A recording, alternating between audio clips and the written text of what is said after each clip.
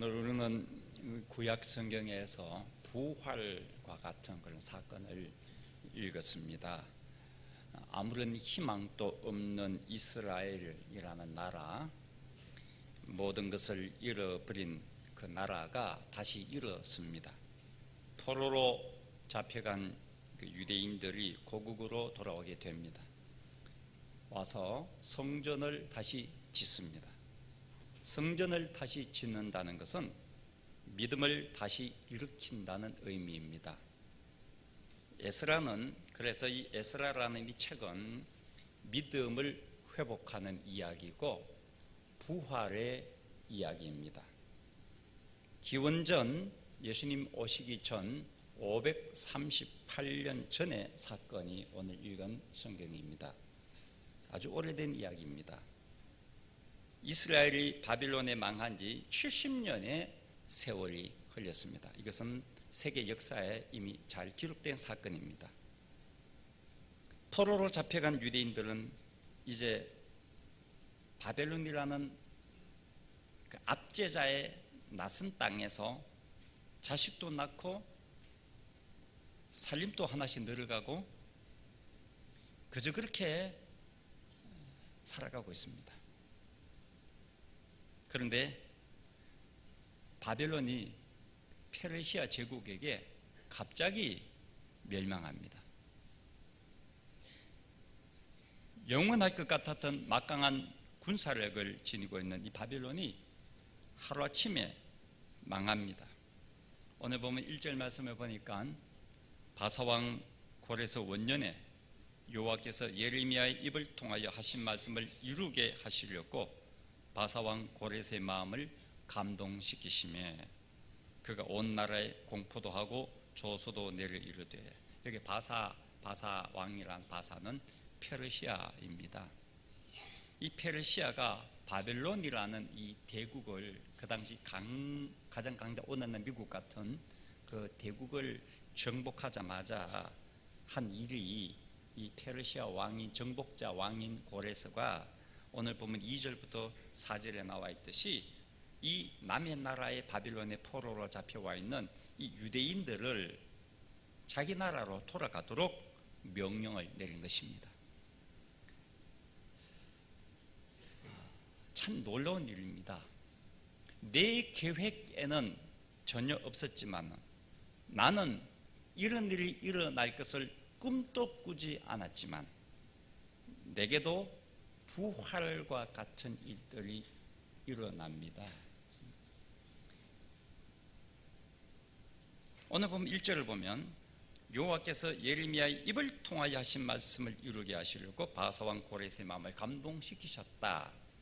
그리고 5절에도 보면 이에 유다와 베냐민 족장들과 제사장들과 레위 사람들과 그 마음이 하나님께 감동을 받고 올라가서 예루살렘의 여호와의 성전을 건축하고자 하는 자가 다 일어납니다. 이 1절과 5절이 오늘 설교의 핵심인데 1절과 5절 공통적으로 나온 단어가 이 감동이라는 단어입니다. 감동.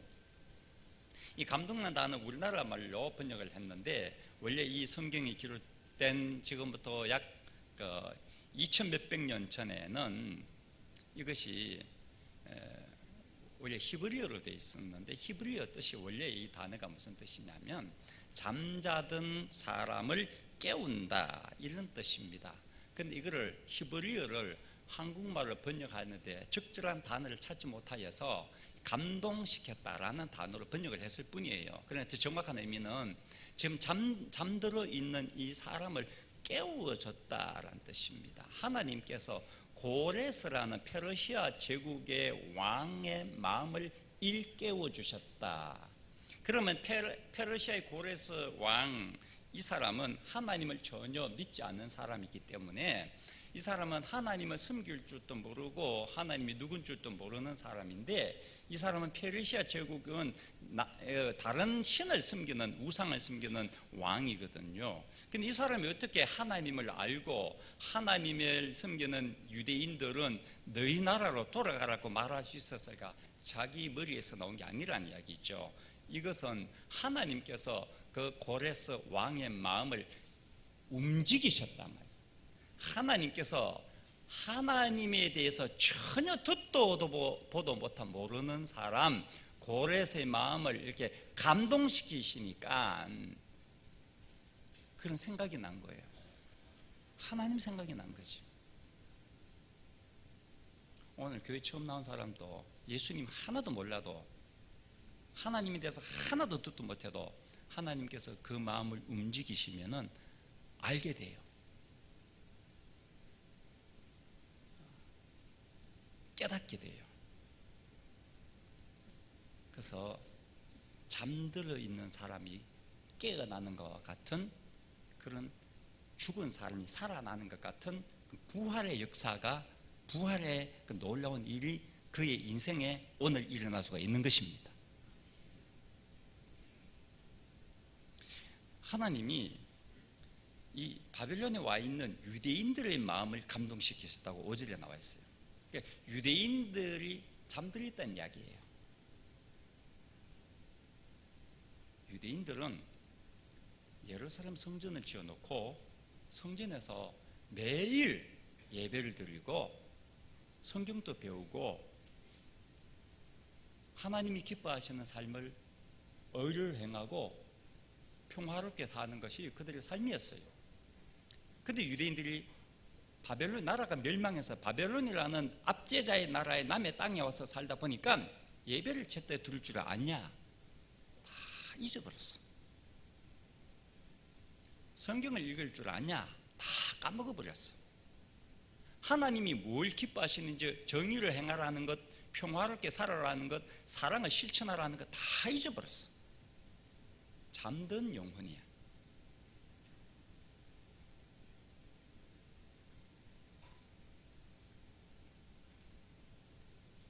조국의 미래에 대한 아무런 희망도 없어요. 나라가 망했으니. 70년이 차면 조국으로 돌아가리라는 예레미야 선지자가 해준 말을 70년 전에 했던 말이 까마득한 옛날 이야기고 생각조차 안 나요. 그저 그렇게 살아가고 있어. 그냥 그래도 살 수 있거든. 산다는 것은 돈만 벌면 사는 기고 밥 먹으면 사는 기고 뭐 어렵냐? 다 살죠. 사람답게 사는 게 중요한 것이지. 하나님의 자녀답게 사는 게 중요한 것이지. 인간답게 살아야 사람의 삶이잖아요. 그냥 살아요. 그냥. 근데 하나님께서 이 사람들 유대인들의 마음, 그 마음을 하나님이 이렇게 움직이신 거죠.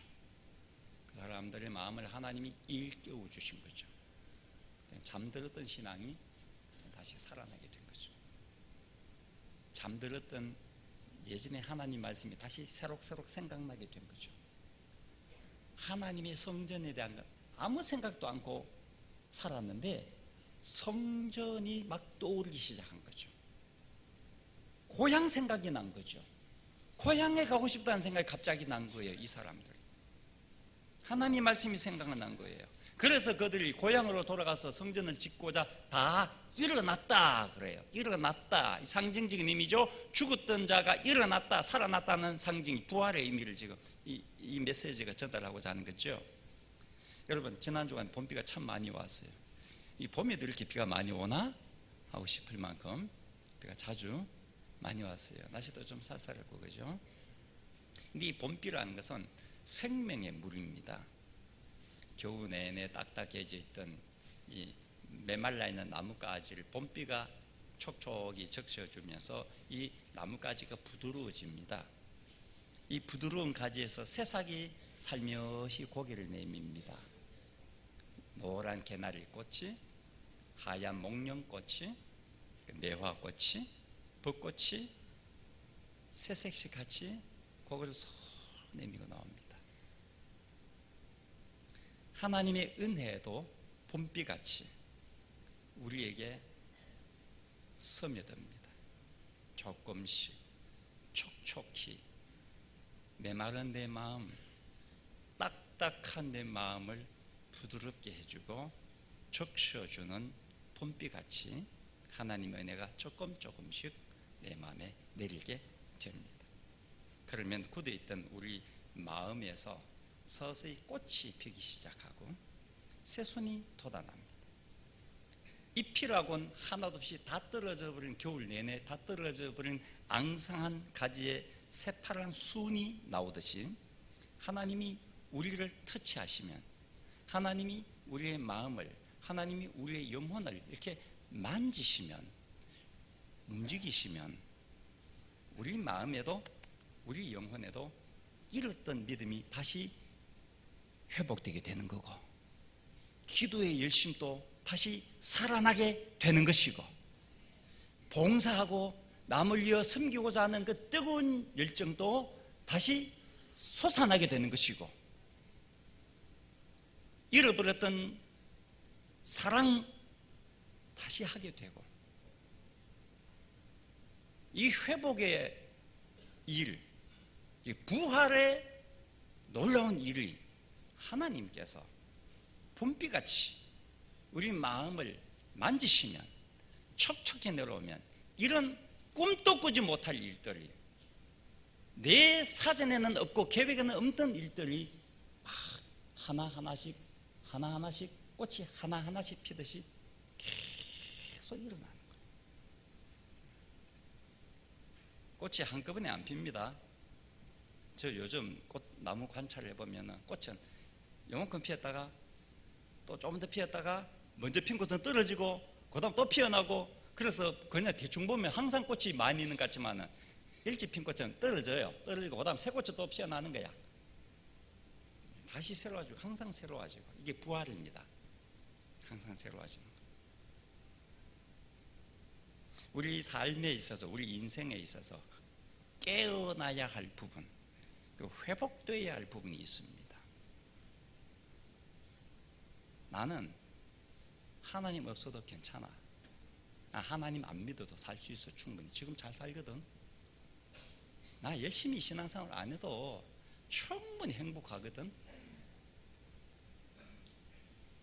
나 열심히 기도하지 않아도 괜찮았지 하는 생각이 우리 안에 있어요.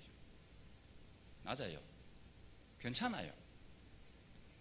여러분 하나님 안 믿어도 괜찮고, 여러분의 교회생활, 신앙생활 열심히 안 해도 아무 문제 없고, 여러분 자신 그래도 잘 크고 훌륭하고 인류대학에 다 들어가고 문제 아무것도 없습니다. 지금 이대로 살아도 아무 탈도 나지 않습니다. 유대인들은 바벨론에 살면서 그렇게 생각했어요. 바벨론에서 그저 먹고 살기에 큰 어려움이 없으니까 이렇게 살아도 괜찮다라고 생각했습니다. 하나님의 백성으로서, 하나님의 자녀로서 누릴 수 있는 기쁨과 영광에 대한 기대감을 접어버렸어요. 이만하면 됐지 뭘. 더 나은 삶에 대한 희망을 포기해버렸어요. 이런 사람들에게 바벨론에서 일하던 선지자 에스겔이라는 사람을 통해서 이 포로로 살아가는 유대인들, 아무 희망 없고 지금 이대로가 만족스럽다 하고 살아가는 그 사람들에게 이렇게 하나님이 말씀을 하셨습니다.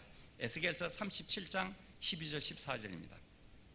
그러므로 너는 대언하여 그들에게 이르기를, 주 여호와께서 이같이 말씀하시기를, 내 백성들아, 내가 너희 무덤을 열고 너희로 거기에서 나오게 하고 이스라엘 땅으로 들어가게 하리라. 내 백성들아, 내가 너희 무덤을 열고 너희로 거기에서 나오게 한즉 너희는 내가 여호와인 줄 알리라. 내가 또 내 영을 너희 속에 두어 너희가 살아나게 하고 내가 또 너희를 너희 고국 땅에 두리니 나 여호와가 이 일을 말하고 이룬 줄을 너희가 알리라. 여호와의 말씀입니다. 지금 하나님께서는 이 바벨론에서 자식 낳고 아들 딸 결혼시키고 안정된 집에서 살고 있는, 아무 문제 없이 살아가고 있는 이 바벨론에 사는 유대인들 보고 하나님이 뭐라고 이야기하냐면, 너들은 지금 무덤 안에 갇혀 사는 사람 같다, 그렇게 이야기해요. 다시 말하면 너들의 지금 삶은 내가 보기, 하나님 보시기에는 무덤 안에는 송장과 같다. 죽었어. 너들 안에는 새로운 희망도 없고 꿈도 없고 생기도 없고 죽었다. 내가 너들에게 무덤의 문을 열고 살아나오게 해주겠다. 살아나게 할 것이다. 내 영을, 성령을, 하나님의 영인 성령을 너희에게 부어주어서 죽은 너희가, 무덤에 갇혀있는 너희가 밖으로 살아나오게 될 것이다. 부활의 기쁨을 누리게 될 것이다. 새로운 삶을 살아가게 될 것이다 하는 말씀을 하고 있어요.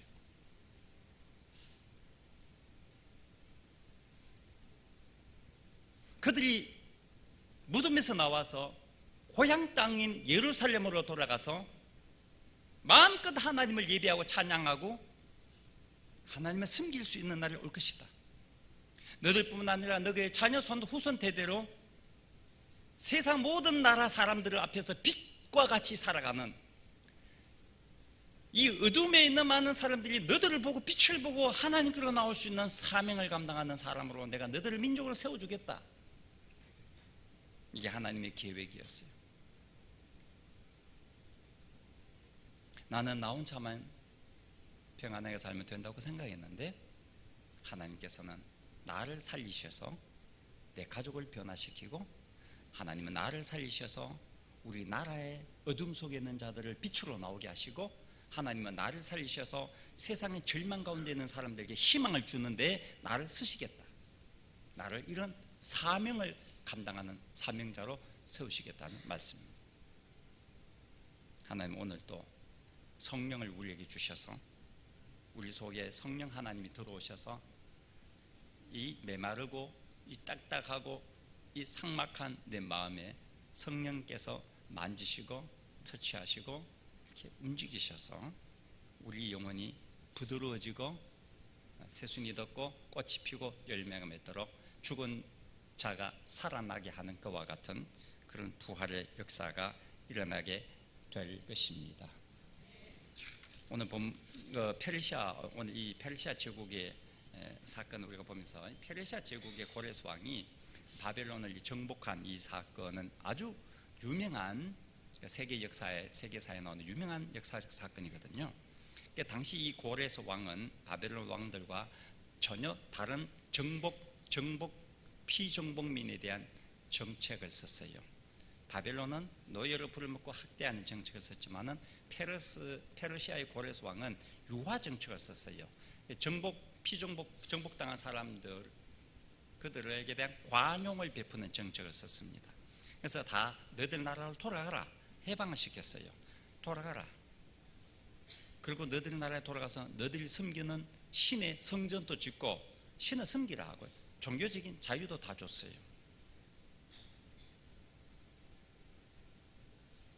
이거는 페르시아 자기들을 위한 거예요. 왜냐하면 이 사람들 돌려보내면 자기 땅에서 열심히 농사를 지어서 세금을 거두어도 한 푼 더 들어올 거고, 이 사람들이 열심히 힘을 내면은 이 변방에 있는 나라들이 보호막이 되어서 페르시아가 든든할 거예요. 남의 나라가 쳐들어오지 못하도록 이 식민지 나라들이 다 군사력을 이렇게 키워가면서, 경제력을 키워가면서 든든히 서 있으면은 이 나라들이 보호막이 돼서 절대로 페르시아를 공격이 못 해올 거라. 자기 나라의 안전에도 유익해요. 그래서 이 나라들에게 자유를 준 거예요. 종교적인 자유, 상당한 정치적인 자유, 경제적인 자유, 이 관용 정책을 통하여서 페르시아의 경제적인 부를 늘리고 페르시아를 정치적으로 군사적으로 안정된 삶을 살도록 만드는 아주 고도의 정치적인 정책, 전략을 수립한 것이죠. 그런데 유대인들은 어떻게 생각하느냐, 고레스는 그런 생각을 했는데 오늘 에스라라는 이 책을 읽어보니까, 이 유대인이 에스라가 쓴 책을 읽어보니까 에스라는 이렇게 생각했어. 전혀 달라요. 고레스라는 왕이 우리로 돌아오게 했지만 실제는 하나님이 하셨습니다. 이 일의 주도권이 고레스 왕에게 있는 것이 아니라 하나님께 있습니다 라고 신앙 고백을 한 거예요. 하나님의 은혜로 우리가 해방되었습니다 라고 신앙 고백한 거예요. 믿음은 이런 것입니다. 우리 일상에서 이루어지고 있는 일에서 하나님의 손길입니다 라고 고백하는 것이 믿음입니다. 내가 하루 세끼 밥을 먹고, 내가 직장에서 열심히 일하고, 내가 사람들도 사랑을 받고 칭찬을 받고 존경을 받고, 이 모든 일은 하나님의 은혜입니다 라는 것이 믿음입니다. 1절을 보면 여호와께서 예레미야의 입을 통하여 하신 말씀을 이루게 하시려고, 예레미야의 입을 통하여 뭐라고 하나님이 70년 전에 말씀하셨냐면, 예레미야 29장 10절을 보면 여호와께서 이와 같이 말씀하시니라. 바벨론에서 70년이 차면 내가 너희를 돌보고 나의 선한 말을 너희에게 성취하여 너희를 이곳으로 돌아오게 하리라. 70년 동안 바벨론에서 생활하면 예루살렘 고향 땅으로 돌아간다 하고 하나님이 70년 전에 말씀하셨어요. 그 말씀대로 이루어진 거예요. 하나님의 말씀은 반드시 이루어집니다 하는 이야기를 지금 하고 있는 거예요. 이스라엘이 회복이 된 것은, 종교적인 신앙적인 회복이 된 것은 하나님의 계획이요 하나님의 말씀의 성취입니다. 성경은 하나님이 우리에게 하신 약속의 책입니다. 성경은 하나님의 사랑의 이야기입니다. 하나님이 우리를 얼마나 사랑하시는지 사랑이 뚝뚝 묻어져 나오는 책이 성경책입니다. 하나님이 우리를 얼마나 사랑하셨느냐 하면, 당신의 외아들 예수 그리스도를 우리에게 보내셔서 그분이 우리 죄를 담당하시고 십자가에 죽으시고 사흘 만에 부활하셔서 우리를 살려주실 만큼, 자기 외아들을 죽이고 우리를 살려주실 만큼 하나님은 우리를 사랑하셨습니다. 이 이야기가 성경 66권의 이야기입니다. 성경은 사랑의 이야기예요. 곳곳에 하나님이 우리를 사랑한다는 것을 직접적인 표현과 간접적인 표현, 때로는 하나님께서 스스로 독백을 하시면서 나 너 참 좋아, 나 널 너무 사랑해 라고 성경에 말씀을 하셨어요. 대표적인 것이 이사야 43장 4절의 말씀이에요. 네가, 하나님 말씀이에요. 이스라엘 백성들 보고 한 이야기, 이제 지금 바벨론에 포로로 잡혀가 있는 사람들이 하신 말씀이에요. 네가 내 눈에, 하나님 눈에는 보배롭고 존귀하여 내가 너를 사랑하였다. 하나님이 이렇게 사랑했다고. 지금 포로 생활하는 이 사람들, 신앙도 잃어버리고 열정도 잃어버리고 꿈도 없고 희망도 없고 아무런 기대감도 없고 이렇게 살아가는 이 사람들 보고 하나님이 스스로 독백하듯이 하신 말씀, 나는 너무 좋아, 나는 너무 사랑해. 네가 지금 신앙 다 잃어버리고, 네가 지금 하나님을 향한 열정도 다 잃어버리고, 너 혼자 간신히 열심히 그냥 살아가면서 옆 사람이야, 죽든 말든 관심도 없이 열심히 살아가는 네 모습, 그래도 난 널 좋아해. 너는 내게 보배야. 너는 너무 존귀해, 귀한 존재야.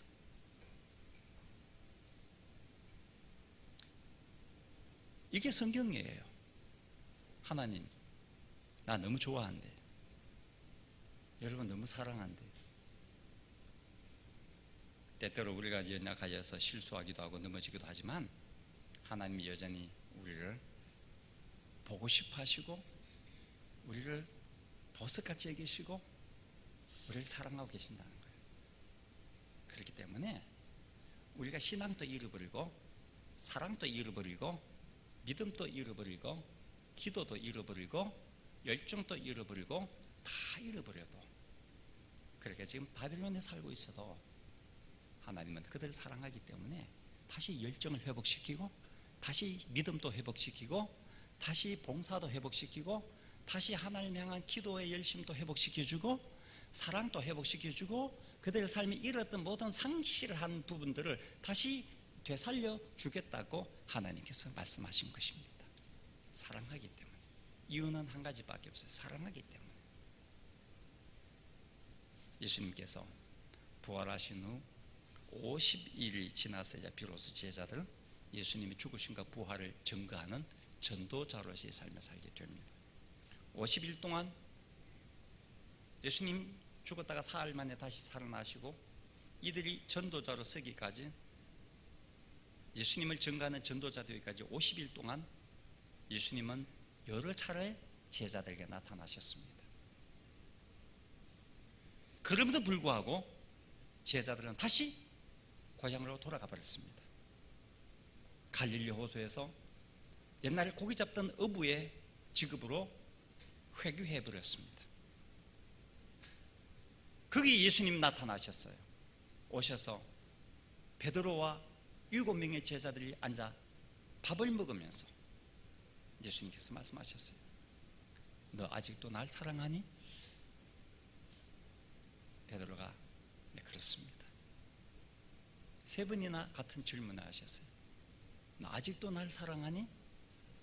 베드로는 네, 그렇습니다 하면서 내 양을 먹이라, 내 양을 치라 하는 새로운 사명을 베드로와 7명의 제자들에게 맡겨주셨습니다.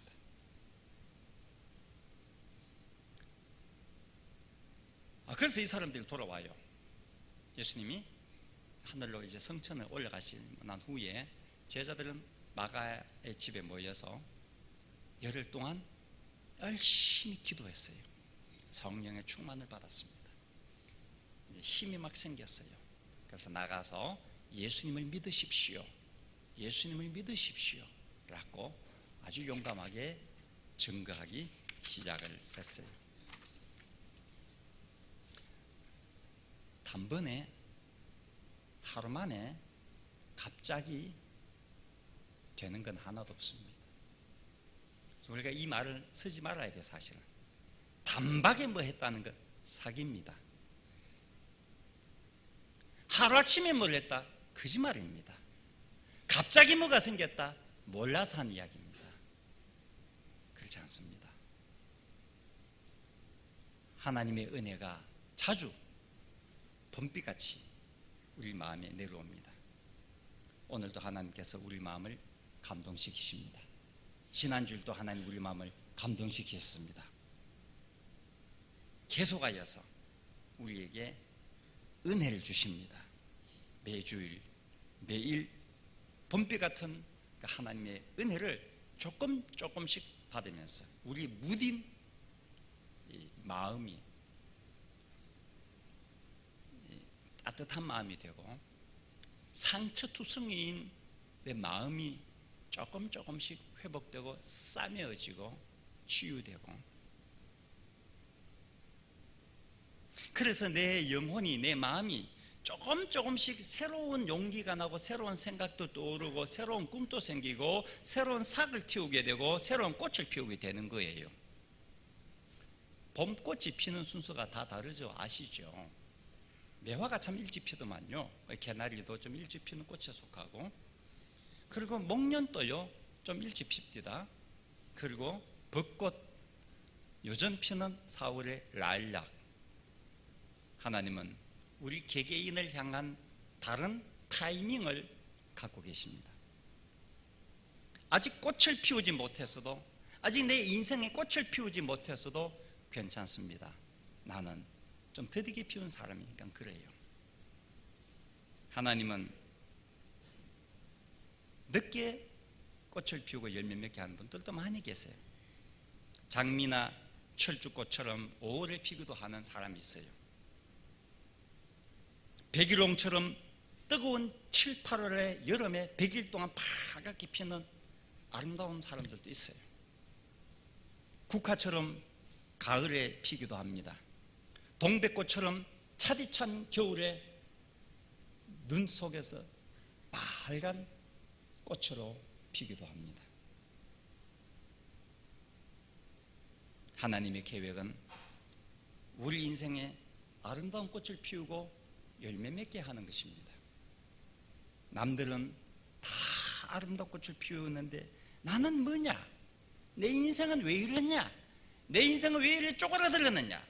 하고 너무 조급해하지 마십시오. 하나님께서 오늘 여러분들의 마음을 만지고 계십니다. 감동시키고 계십니다. 우리 영혼에 봄빛 같은 은혜를 부어주고 계십니다. 곧 여러분의 인생에 꽃이 필 것을 기대하십시오. 좀 더디더라도 기다리십시오. 희망을 안고 기쁨으로 기다리십시오. 그리고 우리가 이 기다림을 갖고 이 찬양을 부르면 좋겠어요. 이 땅의 황무함을 벗어서 하는 찬양인데, 여기 이 땅을 어떻게 생각해야 되냐면은 대한민국 대구 땅을 생각하지 말고 이 땅은 내 마음을 가르쳐요. 내 마음이 황무해져 있다. 하나님 긍휼을 베풀어 주십시오. 하나님 이 땅 내 마음 고쳐 주십시오. 하나님의 봄빛 같은 은혜로.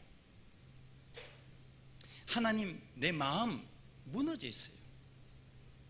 기댈 데도 없고 하소연할 데도 없어요. 완전히 내 마음이 무너져 있어요.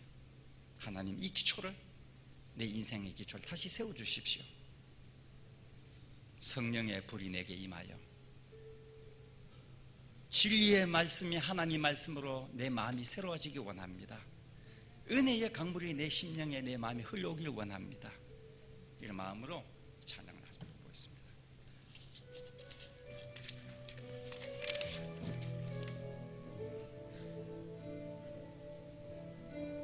이 땅의 황무함을 벗어서 하늘의 하나님 긍휼을 베푸시는 주여, 우리의 죄악 용서하소서. 이 땅 고쳐 주소서. 이제 우리 모두 하나 되어 이 땅에 무너진 기초를 다시 쌓을 때 우리의 우상들을 태우시 성령의 불 임하소서. 부흥의 불길 타오르게 하소서. 진리의 말씀 이 땅 새롭게 하소서. 은혜의 강물 흐르게 하소서. 성령의 바람 이제 불어와 주의 영광 가득한 새날 주소서. 오 주님 나라 이 땅에 임하소. 한 번 더 이 땅의 황무함을 벗어서 이 땅의 황무함을 벗어서 하늘의 하나님 긍휼을 베푸시는 주여, 우리의 죄악 용서하소서. 이 땅 고쳐 주소서. 이제 우리 모두 하나 되어 이 땅에 무너진 기초를 다시 쌓을 때 우리의 우상들을 태우시 성령의 불 임하소서. 부흥의 불길 타오르게 하소서. 진리의 말씀 이 땅 새롭게 하소서. 은혜의 강물 흐르게 하소서. 성령의 바람 이제 불어와 주의 영광 가득한 새날 주소서. 주님 나라의 땅에 임하소서.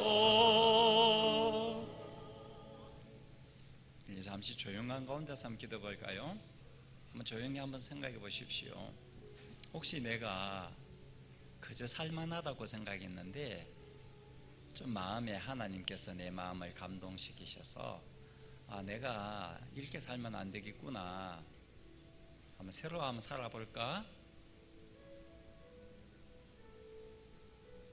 새로운 희망과 꿈을 한번 가져볼까? 하는 생각, 그 생각이 떠오르거든 하나님 앞에 한마디만 이야기하세요. 하나님, 나 새롭게 살고 싶어요. 하나님, 나도 꿈 꾸며 살고 싶어요. 나에게도 희망을 주십시오. 이렇게 살기 싫어요. 좀 더 좋은 삶, 더 나은 삶, 더 아름다운 삶, 꽃이 피고 열매가 맺는 인생이 되기 원해요. 이렇게 간단하게 여러분 속으로 한마디라도 하나님 앞에 기도로 한번 올려드리길 바랍니다. 우리 한번 기도하겠습니다.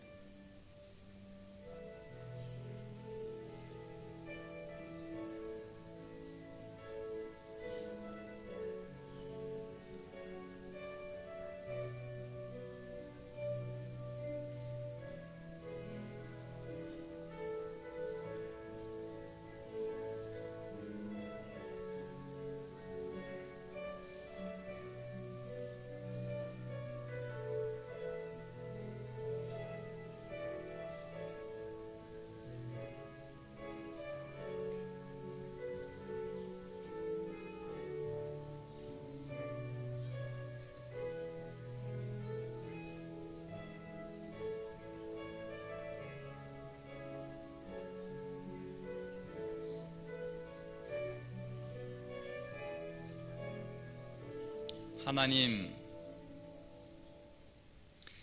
새로운 날이 오기 원합니다. 나도 꿈을 꾸며 살고 싶습니다. 희망을 품고 내 인생에도 꽃이 피기를, 내 인생에도 아름다운 열매가 맺히기를 꿈꾸며 살겠습니다. 오늘부터 새로운 삶이 펼쳐지기를 기대합니다. 하나님, 내 마음을 만지시고 딱딱한 마음 부드럽게 하시고 해묵은 상처를 치유하여 주셔서 내가 새롭게 용기를 갖고 일어서게 하여 주옵소서. 예수님의 이름으로 기도하옵나이다. 아멘.